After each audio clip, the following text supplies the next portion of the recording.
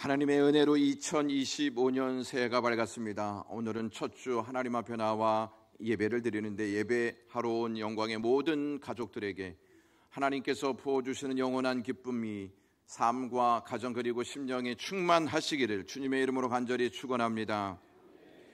어느 장례식에 시체 3구가 있었는데 한결같이 웃는 모습이었습니다. 크게 웃다가 죽은 것이었습니다. 웃다가 죽으면 얼마나 좋겠습니까? 첫 번째 사람은 로또 복권이 당첨이 되어서 너무 기쁜 나머지 심장마비로 죽었다고 합니다. 두 번째 사람은 아들이 삼수를 했는데 삼수째 아들이 서울대학에 합격하여 너무 기뻐하다가 심장마비로 죽었습니다. 셋째 사람은 벼락을 맞아 죽었는데 번쩍할 때 사진 찍는 줄 알고 치즈 하다가 죽었다고 합니다. 이 이야기를 듣고 웃어야 합니까? 울어야 합니까? 우스운 이야기인데 웃을 수 없는 씁쓸한 이야기 아닙니까? 이 이야기가 들려주는 교훈이 있습니다. 인간의 모든 기쁨은 잠깐이라는 점입니다. 인간은 기쁨이 계속되기를 바라지만 그 기쁨은 오래 가지 못하고 사라집니다. 그 이유는 사건과 사고로 인해 기쁨이 도둑맞기 때문입니다. 우리는 기대를 가지고 2025년 새해를 시작했습니다.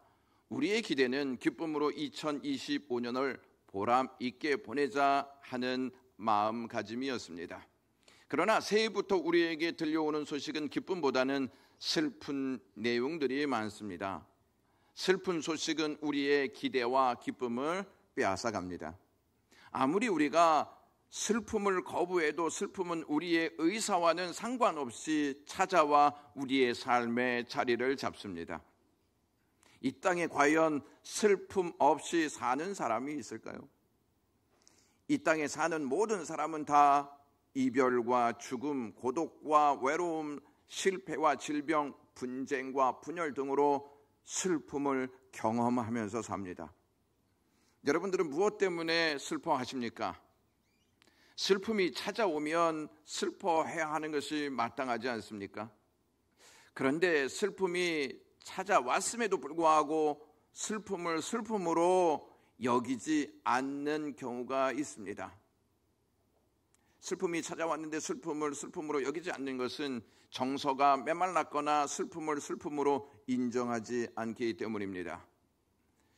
슬픔을 슬픔으로 인정하지 않는 것은 심각한 상황을 초래할 수 있습니다. 의외로 많은 사람들이 슬퍼해야 할 일을 슬픔으로 받아들이지 않고 살아가고 있습니다. 사람들은 슬픔을 슬픔으로 여길 줄 알아야 합니다. 우리는 정말 슬퍼해야 할 것을 슬픔으로 받아들이고 있는지 점검해야 합니다. 여러분들은 죄를 슬퍼하십니까? 죄를 슬퍼하지 않으면 죄를 짓고도 태연하게 행동합니다. 죄를 짓고도 태연하게 행동한다는 것은 죄를 죄로 여기지 않기 때문입니다. 더 심각한 것은 죄를 지으면서 죄가 주는 낙을 누리고 있다는 것입니다. 또한 다른 사람이 죄 짓는 것을 보면서 매우 분노하고 안타까워하지만 자신이 죄 짓는 것에 대해서는 전혀 슬퍼하거나 심각하게 받아들이지 않습니다.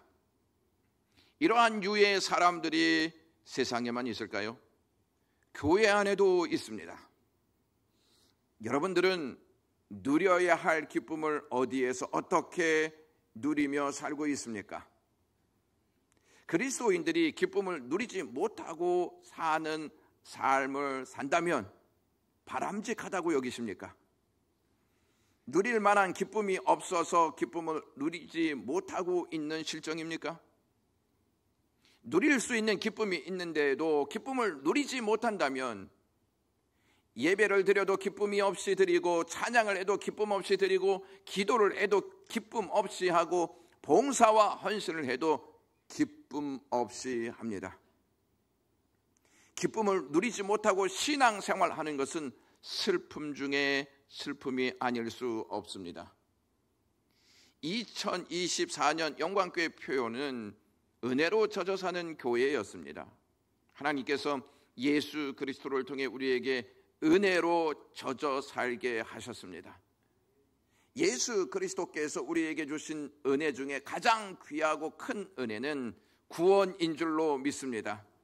하나님은 구원의 은혜에 젖어 살게 하셨습니다. 2025년도 영광교회 표어는 구원의 기쁨을 누리는 교회입니다. 구원의 은혜에 젖어 살게 되면 구원의 기쁨을 누리게 됩니다. 우리에게 주신 하나님의 은혜 중에 가장 귀하고 큰 은혜가 구원인 이유는 영원한 기쁨을 주기 때문입니다. 하나님께서 우리에게 주신 구원은 박탈되거나 사라지지 않고 영원토록 누릴 수 있는 은혜입니다. 그러므로 구원은 영원한 기쁨인 것이죠. 우리는 영원한 기쁨을 받았음에도 불구하고 그것을 누리지 못하고 살지는 않은지 생각해야 합니다. 구원의 기쁨이 우리에게 찾아왔음에도 불구하고 우리는 마치 아무 일도 일어나지 않는 것처럼 여기고 신앙생활하고 있지는 않습니까? 만약 그렇다면 이 얼마나 슬픈 일입니까? 영원한 기쁨을 받았음에도 불구하고 그것을 누리지 못하고 있으니 슬픈 일이 아니고 무엇이겠습니까?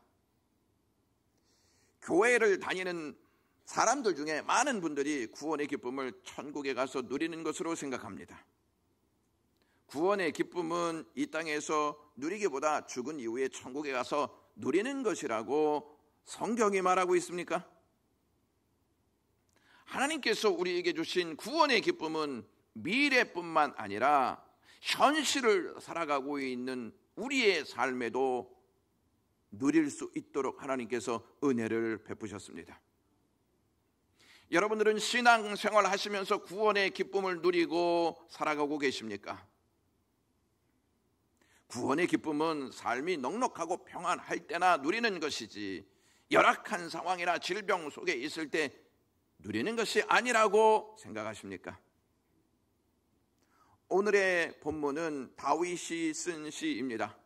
다윗은 자신이 처한 환경이 넉넉하고 평안하였기에 구원의 기쁨을 언급하고 있는 것이 아닙니다. 다윗은 시편 13편에 기록을 하면서 여호와여 어느 때까지니까 라고 탄식함으로 하나님 앞에 자신의 마음을 엽니다. 다윗은 1절과 2절에서 하나님을 향한 5개의 질문으로 포문을 여는데, 먼저는 어느 때까지니까 라는 말이 4번 나오고 영원히 잊으셨나이까 라고 하는 질문이 1번 나옵니다. 다윗이 이렇게 탄식으로 시작하는 것을 보면 그가 얼마나 괴롭고 힘든 상황에 처해 있는지를 알 수 있습니다. 1절 말씀을 보시면 여호와여 어느 때까지니까 나를 영원히 잊으셨나이까 주의 얼굴을 나에게서 어느 때까지 숨기시겠나이까 라고 단식합니다. 다른 것은 몰라도 하나님마저 우리를 외면한다는 느낌을 받게 되면 우리는 고통의 무게가 이루 말할 수 없을 정도로 무겁다는 것이죠. 다윗은 그 누구보다도 하나님의 뜻을 따라 살기 위해서 일평생 몸부림치면서 살았던 사람이었습니다. 그러나 다윗은 지금 하나님이 자신을 완전히 잃어버리신 것처럼 하나님의 얼굴을 숨기고 계신 것처럼 느껴졌습니다. 그래서 다윗은 하나님께 어느 때까지 나를 외면하실 것입니까? 라고 단식하며 부르짖고 있는 것입니다. 또한 2절은 이렇게 단식합니다. 나의 영혼이 번민하고 종일토록 마음에 근심하기를 어느 때까지 하며 내 원수가 나를 치며 자랑하기를 어느 때까지 하리까? 라고 말입니다. 걱정하고 근심하는 날들을 언제까지 보내야 합니까? 라고 외치고 있는 것입니다. 우리도 다윗과 같은 심정으로 살 때가 있습니다. 나름 직분을 잘 감당하고 하나님을 잘 섬기고 있다고 확신했는데 일들이 잘 풀리지 않는 것입니다.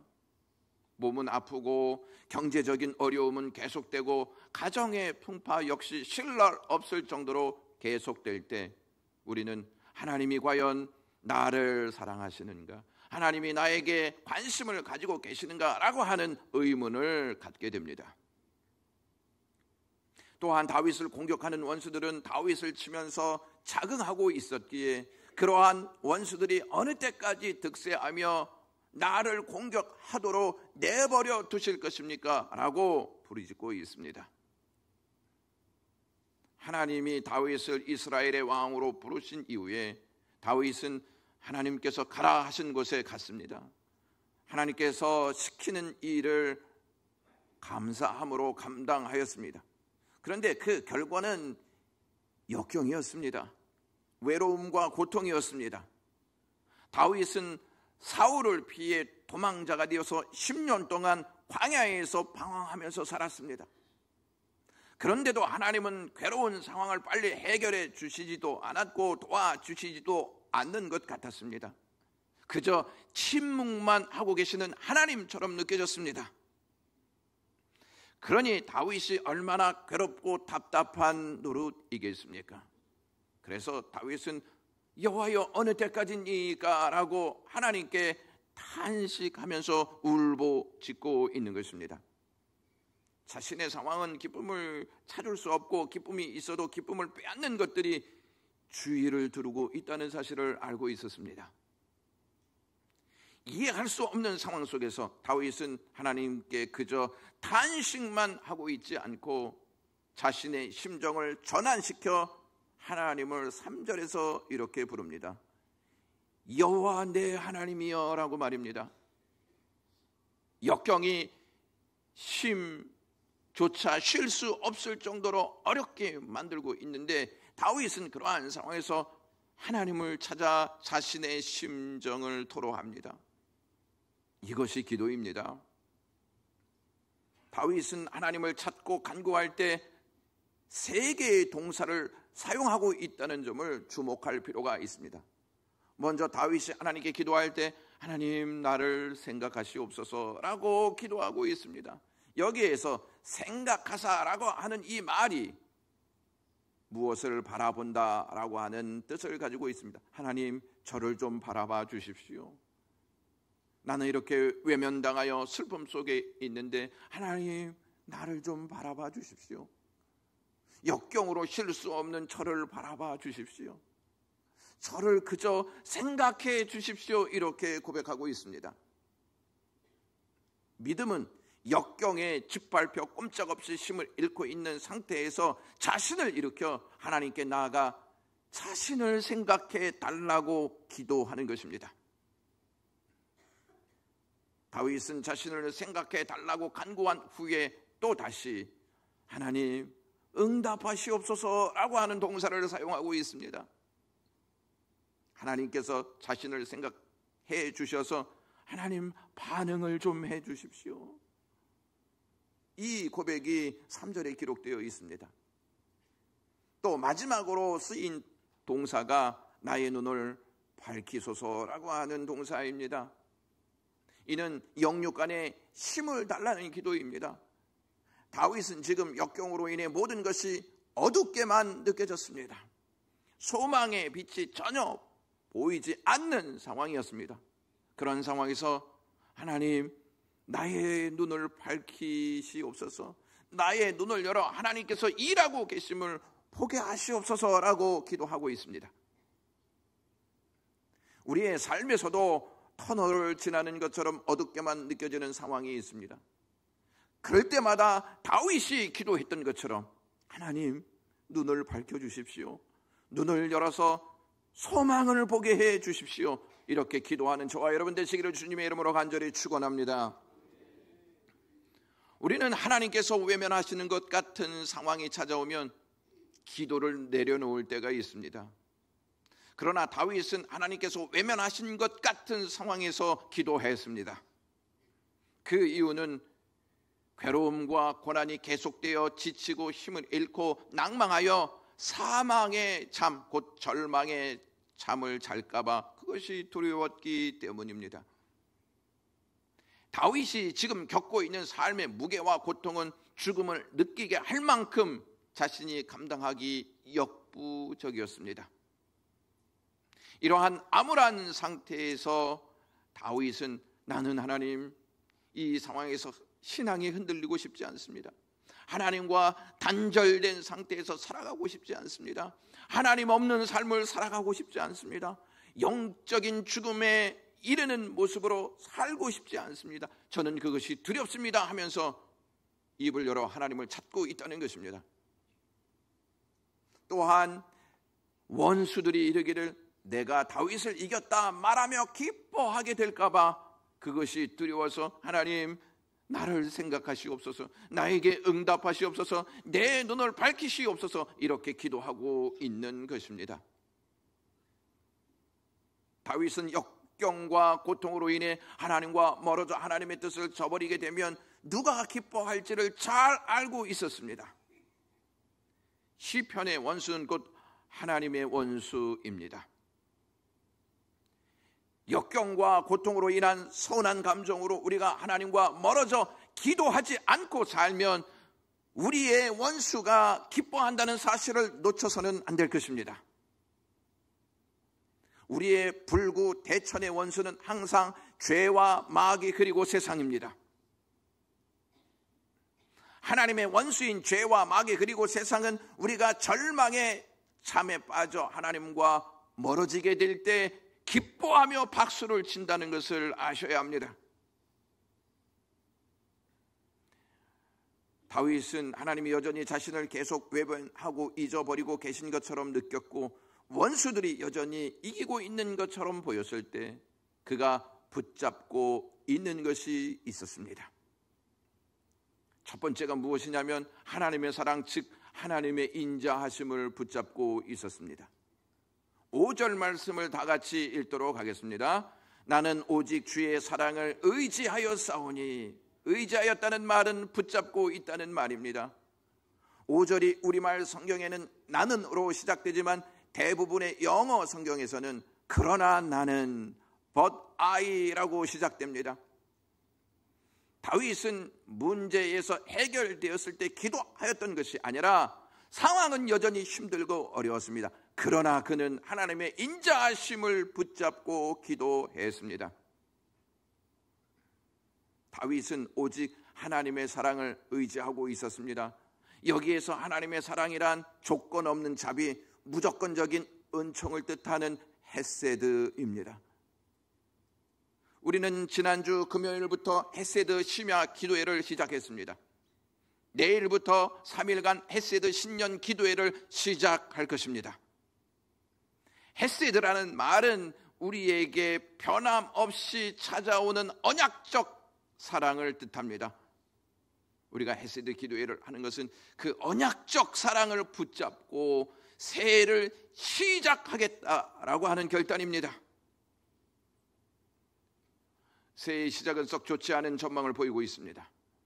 그러나 우리는 상황을 붙잡거나 상황을 따르지 않고 이미 주신 변함없는 언약적 사랑을 붙잡고 기도하면서 살아야 할 줄로 믿습니다. 내일부터 신년 헤세드 기도의 영광의 모든 가족들이 나오셔서 기도로 하나님께 나아가시기를 간절히 소망합니다. 다윗은 자기의 힘을 의지하여 역경을 극복하려고 했지만 찾아오는 것은 놀림과 두려움뿐이었습니다. 그러나 하나님의 사랑을 의지하니 기쁨이 찾아왔습니다. 구원의 기쁨은 우리에게 저절로 생기지 않습니다. 변함없는 언약적 사랑을 묵상하고 의지할 때 생깁니다. 언약적 사랑은 하나님께서 여자의 후손으로 구원자를 보내시겠다는 하나님의 약속이고 그 약속이 변함없이 역사 속에서 성취되고 있다는 것입니다. 다윗은 이미 하나님의 구원하심을 경험하였습니다. 다윗이 엘라 골짜기에서 골리앗과 싸울 때 그가 이길 것이라고는 그 누구도 예상하지 못했습니다. 그러나 그 예상을 깨고 다윗이 물 맷돌로 골리앗의 이마를 쳐서 골리앗이 쓰러졌습니다. 그리고 성경은 다윗이 달려가서 그를 밟고 그의 머리를 뱉다고 기록하고 있습니다. 이것이 주는 메시지는 여자의 후손이 뱀의 머리를 상하게 할 것이라는 최초의 복음과 일치합니다. 그리고 그 약속이 다윗의 가문을 통해 성취된다는 사실을 마태복음 1장 1절은 기록하고 있습니다. 아브라함과 다윗의 자손 예수 그리스도의 계보다.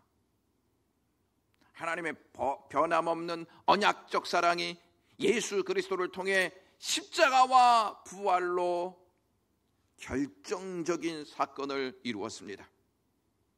그 사건으로 뱀의 머리 즉 죄의 심판으로부터 우리를 자유하게 하셨습니다. 이것이 헤세드의 은총입니다. 그러므로 우리는 평생 헤세드의 은총 즉 하나님의 변함없는 언약적 사랑인 십자가와 부활을 붙잡고 기쁨을 누리며 살아가야 할 줄로 믿습니다. 헤세드를 붙잡고 살 때 어떠한 어려움도 우리는 능히 극복할 수 있고 기쁨을 누릴 수 있는 줄로 믿습니다. 두 번째, 다윗이 붙잡고 있었던 것은 주의 구원이었습니다. 주의 구원을 생각하니 기쁨이 찾아왔습니다. 5절 말씀에 나의 마음은 주의 구원을 기뻐하리이다 라고 고백하였습니다. 다윗은 지금 단순히 하나님께서 저의 기도를 들으시고 저를 구원해 주시면 제가 기뻐하겠습니다 라고 기도한 것이 아닙니다. 고난 속에서도 하나님께서 이미 나를 구원해 주셨고 나를 생각하시면서 나에게 은혜를 부어주시는 그 사실로 나는 기뻐하겠습니다 라고 기도하고 있는 것입니다. 다시 좀 더 구체적으로 말씀드리면 다윗은 지금 고난 속에서도 나는 구원을 받은 사람이다. 내가 지금 비록 이 땅에서 여러 가지 악을 당하고 이해하기 힘든 고난과 시련 속에 있지만 나는 구원받은 하나님의 자녀다. 하나님은 나를 언약 백성으로 불러주셨다. 하나님은 나의 구원을 위하여 지금도 일하고 계시다 하는 생각을 하면서 나는 이것 때문에 하나님 기뻐하겠습니다 라고 고백하고 있는 것입니다. 하나님의 사랑은 변함이 없습니다. 하나님은 여전히 나를 생각하고 사랑하고 계십니다. 이 사실을 깨닫고 믿을 때 우리의 믿음은 견고해지고 기도의 자리에 나오게 되고 기도함으로 기쁨을 누리게 됩니다. 우리는 기도할 때 이미 받은 구원을 자주 잊어버리곤 합니다. 하나님이 마치 또 다른 구원을 베풀어 주셔야 할 것처럼 생각할 때가 많습니다. 하지만 우리는 이미 구원받은 하나님의 자녀들입니다. 우리는 이미 죄사함의 은총을 받았고 이미 하나님의 자녀가 되어 영생의 은총을 누리며 사는 백성이 되었습니다. 그래서 다윗은 나의 마음은 주의 구원으로 기뻐합니다 라고 노래하며 고백하고 있는 것입니다. 구원받은 사람들은 다른 기쁨을 추구하고 얻으려고 하기보다 하나님께서 주신 구원의 기쁨을 누리며 살아가기를 소망합니다. 교회가 우선적으로 해야 할 일이 있습니다. 그것은 구원의 기쁨을 누릴 수 있도록 말씀을 통해서 깨닫게 해주는 일입니다. 교회가 구원의 기쁨 이외에 다른 기쁨을 더 추구하게 하고 다른 기쁨을 위해 살도록 부추기는 것은 영적 공동체로서 올바르지 않습니다. 교회가 가장 슬퍼해야 할 일이 있습니다. 그 슬퍼해야 할 일은 일할 사람이 부족하고 부흥이 안 되고 재정이 부족한 것이 아니라 구원의 기쁨을 누리지 못하면서 신앙생활하는 것을 가장 슬퍼해야 한다는 것입니다. 특히 교회 중직자들과 다음 세대를 양육하는 교사들이 구원의 기쁨을 누리지 못하고 헌신하는 것은 참으로 슬픈 일이 아닐 수 없습니다. 마지막으로 다윗이 생각하고 붙잡고 있었던 것이 자신에게 베푸신 하나님의 풍성한 사랑이었습니다. 그것을 생각했습니다. 그리고 그 은혜를 붙잡았습니다. 6절 말씀 다 같이 읽겠습니다. 내가 여호와를 찬송하리니 이는 주께서 내게 은덕을 베푸심이로다. 아멘. 6절을 보다 분명히 번역해서 말씀드리면 저는 여호와를 찬송할 것입니다. 왜냐하면 주께서 저를 이제까지 풍성한 은혜를 베푸셨기 때문입니다 라고 말씀드릴 수 있습니다. 하나님께서 이제까지 나를 후하게 축복하셨습니다. 저는 그것만으로 여호와를 충분히 찬송할 것입니다 라는 고백을 다윗이 하고 있습니다. 시편에는 기쁨의 표현보다 고난의 표현이 더 많다는 사실을 아십니까? 기쁠 때의 시와 노래가 더 많이 나올 것 같아도 고난과 슬픔의 과정을 겪을 때 노래와 시가 더 많이 나온다는 것을 아십니까? 그것은 우리의 삶을 보아도 잘 알 수가 있습니다. 우리의 삶에 기쁜 일이 일어날 때보다 슬픔과 고난이 있을 때 더 깊이 하나님께 나와 기도합니다. 고난의 과정에서 주님의 깊은 어루만지심을 경험하고서 우리는 하나님께 감사와 찬양을 올립니다. 그리고 하나님이 베풀어 주신 그 은혜로 기뻐합니다. 제가 군에서 군종병으로 생활했습니다. 교회 전반적인 업무를 맡아서 하나님의 일을 할 수 있는 기회를 하나님께서 주셨는데 수요일과 주일 저녁은 제가 설교를 했습니다. 어느 날 설교에 대한 부담감을 갖고 무슨 설교를 해야 할까 고민하던 중에 당신은 구원 받으셨습니까? 라고 하는 주제로 시리즈 설교를 시작했습니다. 설교를 하면서 저는 제가 받은 구원의 은총이 얼마나 놀랍고 귀한 것인지 점점 더 깊이 깨닫게 되었습니다. 제가 기억하건대 그날이 수요일이었습니다. 오전에 설교 준비를 하다가 구원의 은혜에 사로잡혀 감격과 기쁨이 제 가슴에서 벅차고 그 은혜가 제 가슴에서 막 흘러나와 책상 앞에 엎드려 하나님께 감사의 고백을 올렸습니다. 점심 식사 시간이 되어서 식당으로 가는데 하늘이 그렇게 아름답고 화창해 보였습니다. 저를 보고 환히 웃는 것처럼 느꼈습니다. 길가에는 코스모스 꽃들이 피어 있었는데 코스모스 꽃들이 그날따라 저를 보고 활짝 웃고 있는 것처럼 보였습니다.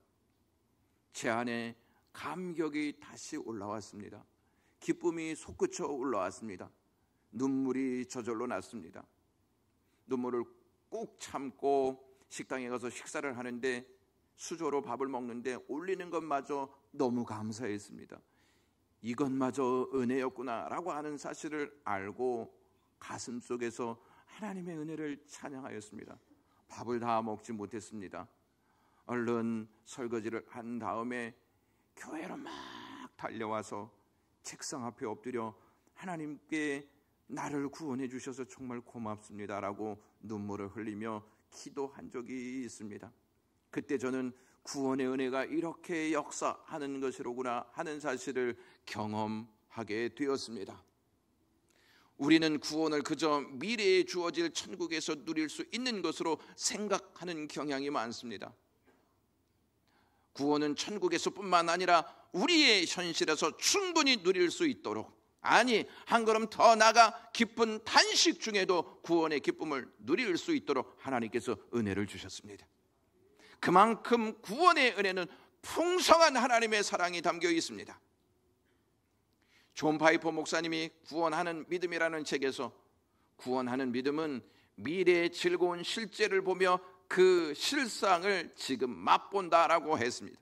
그러니까 구원은 미래의 기쁨과 동시에 현재에서 누리고 맛볼 수 있는 기쁨이라는 것입니다. 사람도 기쁨을 주지만 사람이 주는 기쁨은 영원하지 않고 잠깐 머물다가 떠납니다. 그러나 하나님이 주시는 구원의 기쁨은 영원한 줄로 믿습니다. 그러므로 우리는 우리의 삶이 막연하고 불투명하고 불확실하게 보여도 하나님이 주신 구원의 기쁨을 바라보며 소망을 갖고 살아야 합니다. 안타까운 현실은 우리가 기뻐해야 할 것을 기뻐하지 못하고 있다는 것입니다. 구원의 기쁨이 우리의 마음 한 구석 저 외딴 곳에 밀려나 있는지도 모릅니다. 죄인인 우리에게서 구원보다 더 위대하고 값진 사건은 없습니다. 그런데 과연 우리는 하나님이 주신 구원의 기쁨을 누리며 살고 있느냐는 것입니다. 우리는 믿음의 길을 간다 이렇게 말하면서 삽니다. 믿음의 길을 간다는 것이 무슨 의미입니까? 믿음의 길을 간다는 것은 어떠한 어려움에도 하나님께로부터 받은 구원이 얼마나 위대하고 값진 것인지를 생각하면서 구원의 기쁨을 누리며 사는 삶입니다. 어떠한 것보다 위대하고 값진 구원을 받고도 기쁨을 누리며 살지 못한다면 그것만큼 안타까운 현실이 어디 있냐는 것입니다. 구원의 기쁨을 누리지 못하면 반드시 찾아오는 것이 있습니다. 기뻐해야 할 것을 슬픔으로 여기고 슬퍼해야 할 것을 기쁨으로 여긴다는 것이죠. 여러분들은 여러분들의 믿음이 과연 무엇에 지배받고 있는지 확인하면서 신앙생활하고 있습니까? 어쩌면 우리의 믿음이 그릇된 것에 지배받고 있는데에도 그것을 전혀 문제 삼지 않고 살아가고 있는지도 모릅니다. 그릇된 것이 믿음에 자리 잡고 있으면 신앙생활에 있어서 잘못된 길을 가면서 기뻐하는 것과 같습니다. 신앙생활에 최대의 위기가 있습니다. 우리는 곧잘 외부로부터 주어지는 핍박이나 환난, 어려움이라고 말합니다. 그러나 실제로 교회의 역사를 더듬어 보면 어려운 시대에 하나님의 백성들이 언약적 사랑의 절정인 십자가와 부활을 붙잡고 의지하면서 하나님의 나라를 위해서 헌신했습니다. 사도들이 복음을 전하면서 교회는 큰 위기를 맞이했습니다. 사내들인 공회로부터 복음을 전하지 마시오라고 압박을 받았고, 복음을 전하다가 사도들은 잡혀 옥에 갇히면서 고문을 당하기도 했습니다. 그럼에도 불구하고 사도들은 환난과 핍박에 굴하지 않고 예수 그리스도의 부활을 계속 증언하였습니다. 사도행전 4장 33절 말씀에 사도들이 큰 권능으로 주 예수의 부활을 증언하니 무리가 큰 은혜를 받았다라고 기록하고 있습니다. 은혜를 받은 무리가요, 자기의 소유를 팔아 가난한 사람들에게 사랑으로 나누어 줬습니다. 그리고 하나님의 나라가 확장되는 것을 경험했습니다. 교회의 위기가 언제 찾아오냐면 언약적 사랑의 절정인 십자가와 부활의 은혜를 등한시할 때입니다. 영적 불감증에 걸려 있으면 십자가와 부활을 등한시합니다. 십자가와 부활을 등한시하면 우리에게는 구원의 기쁨이 절대 찾아오지 않습니다. 어느 날 영국의 스펄전 목사님이 막 울고 있었습니다. 부인이 의아해해서 물었습니다. 왜 울고 있습니까? 힘든 일이 있습니까? 무슨 슬픈 일이라도 있습니까? 라고 말을 건네자 스펄전 목사님은 눈물을 그치고 차분하게 심각한 표정으로 이렇게 이야기했습니다. 내가 지금 울고 있는 이유를 알고 싶소? 그것은 말이요, 오늘 내가 십자가를 생각해도 아무런 감동이 없더란 말이요, 이 사실이 너무나도 가슴 아프게 느껴졌소. 나에게 십자가의 감격이 없고 이렇게 메말라 있는데 어떻게 다른 사람에게 십자가를 바라보라고 말할 수 있겠소? 라고 말하더라는 것입니다. 여러분, 십자가를 생각하고 아무런 감흥이 없을 때 여러분 자신을 슬픈 모습으로 바라보신 적이 있습니까?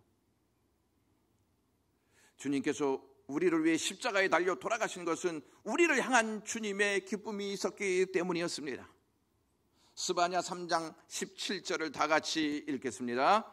너희 하나님 여호와가 너희 가운데 계시니 그는 구원을 베푸실 전능자시니라. 그가 너로 말미암아 기쁨을 이기지 못하며 너를 잠잠히 사랑하시며 너로 말미암아 즐거이 부르며 기뻐하시리라 하리라. 아멘. 우리를 향한 주님의 기쁨이 슬픔과 죽음으로 나타났습니다. 십자가에서. 주님은 자신은 슬픔과 죽음으로 우리에게 기쁨을 주셨는데 우리는 그 기쁨을 누리지 못하고 있으니 슬픈 일이 아니겠습니까? 여러분, 우리가 그러한 슬픔에 처져 있음에도 불구하고 그것을 슬퍼하고 있지 않다는 것이죠. 오히려 우리는 다른 것을 더 슬퍼하고 있는 현실을 바라보게 됩니다.